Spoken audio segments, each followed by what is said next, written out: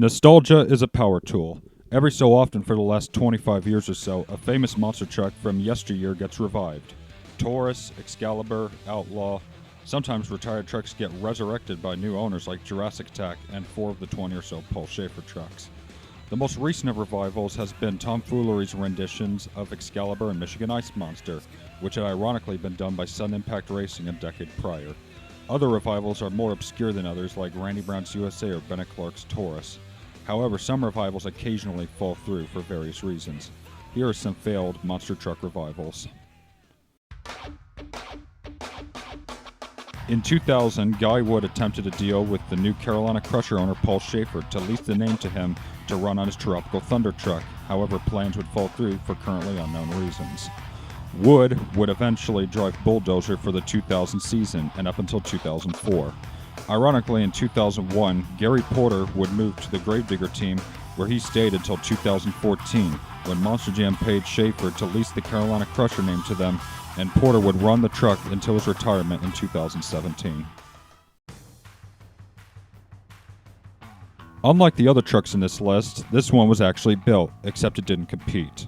It almost did, but ultimately wouldn't for unknown reasons. The truck would only serve as a display truck. The body was reused for Mark Hall's version of USA 1. In 2015, Jasmer would lease the name to Roger Gauger, and it would actually compete, even in Monster Jam.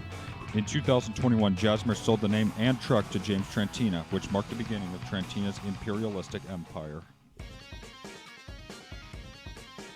Before being revived by Sudden Impact Racing in 2006, the first planned revival of Excalibur was in 2004, with Tim Bush planning to run it on Rick Disseron's former Sandman. Unfortunately, it would not be finished. However, he would hold on to the Excalibur name and would lease it to Sudden Impact Racing in 2006, which would become the most iconic Excalibur. Bush would sell the name to Tomfoolery Motorsports in 2022, and began running their version of Excalibur in 2023 with Charlie Pauken's son Chucky driving in a full circle moment. This revival technically did happen, but it was not the original plan. In 2016, a Cyclops revival was originally intended to be a collaboration project between Jim Mason owner Terry Woodcock and run on the old Hog Wild chassis. However, this idea was scrapped when Freedom Racing built a new chassis from scratch to run Cyclops on. Hog Wild was later converted into Coyote Wild.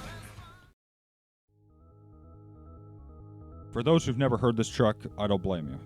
All we know about the original Mammoth is that it was owned and driven by Chris Arell sometime in the mid-1980s, and the concept is interesting to say the least. Eventually, the truck was converted into Big Red. As for the revival, there is little information regarding it, but from what I could find, the revival was likely planned around 2016 and was meant to have a 3D body. However, it was scrapped by at least 2018, with the chassis construction grinding to a halt. In 2018, Vern House formed Vern Motorsports when he inherited Doug Charles' Wild Thing chassis following his retirement. Allegedly, Vern had a Wild Thing mold recently painted despite the potential revival being killed following Trantina's buyout of Paul Schaefer Motorsports, which included Wild Thing, which he had owned since 2000. I know this video was short and sweet, but this is all I could find on failed revivals. There's of course the famous NEA Doomsday and Inferno renders, but it's not clear if they were intended to come back. So all I have to say now is thanks for watching, catch you on the flip side.